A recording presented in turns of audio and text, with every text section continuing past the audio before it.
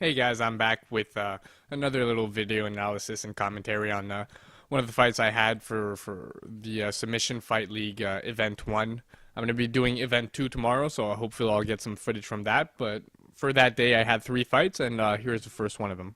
So without any further ado, let's start the footage. So it's a little odd. It's a different format. So you get to submit your opponent 3 times. So even if he taps out once, you don't win the fight. You have to submit him 3 times for the fight to be over. So it's really long matches. And I was prepping up for that. I wanted to stay calm and everything. So right here, I'm going to pull guard. As per usual. I don't want to get tossed on my head. Have my dislocated shoulder to deal with, so want to make sure everything's just smooth. So I get into the half guard position. I get that my grip over, see my left arm grabbing his belt over his shoulder. It allows me to sort of topple him on top of me a little bit, try and get myself a little deeper. You know, since I didn't have the luxury to have my underhook, you know, he was being really aggressive about that underhook and not letting me get it. That's the next best thing for me at least. So he's trying to knee slide really hard, trying to get his hip on the floor, but that grip is sort of helping me manage that power going downwards and to the side. So here I managed to sort of regard. Again, he's wrapping my leg up and keeping his head super close to my armpit, so it's hard for me to get under his head and get my underhook. And I was being, at this point I was comfortable with that grip. I felt like I could put him on top of me and everything, but that might have been a mistake. I probably should have went for the underhook a little more aggressively, at least make him think about it, because right now he's really comfortable and it gives him the pass. But I managed to flip him. So let's take a look at that again. It's just because he was being lazy with his post, so he uses his other knee to free himself, but with his right hand he doesn't post. He holds my legs a little too long, and his right hand doesn't post, so I can just flip him. He has no base there. And I explode up, and I managed to get the top position. I don't get any points for the sweep because I wasn't in guard. But I just got lucky there and capitalized on one of his mistakes. I wasn't doing a good job. I wasn't being preemptive enough, and it cost me almost getting past. So here I'm in his guard. He's a smaller guy. I think 5'8", maybe 5'9".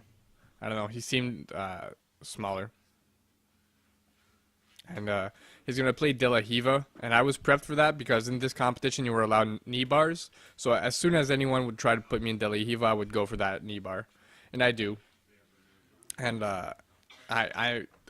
like his knee wasn't rightly angled, and it gives him the almost gives him the back, my back, but I just flop onto my back, and I just give him the top position instead of getting threatened for the chokes and stuff. So that's a little bit of a mistake on my part because it gives him everything he wanted. He wanted the sweep, he used a De La Hiva, and that's exactly what he got. So next time I'll be a little more careful about that. I managed to get back on top. I feel like he let me get back on top because he was comfortable in De La Hiva. The way he flipped me was super easy. So here he does it again. Super nice berimbolo, and again I have to flop back onto my side. So again, through, flips under, catapults me in front, and it's either I get my back taken or I go onto my back. We see here the Mendez brothers do it, the Miao brothers. It's really a nice technique. I think I should get on that, definitely. I just wanted to give him a little shout out for doing it so nice. So he gets the top position, but I have his leg caught in an odd position, so I'll use that as leverage. I'm trying to just push him away. I'm looking at the time because right now he's up in points. He's flipped me twice. I think I reversed him once, so he's up.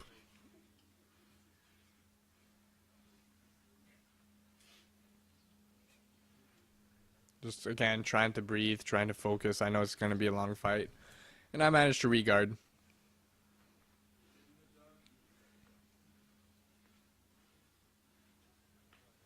see how strong he was. You know, I'm 160 pounds and he just lifts me like I'm nothing. He just gets up. So I'm trying to like break his posture, pull, yank on his neck, threaten the choke just to get him back down because it's putting a lot of pressures on my ankles to hold him like a koala like that. So I'm prepping a little scissor sweep here, my right hand in his collar, my left hand, just trying to get him off balance, trying to throw some stuff at him.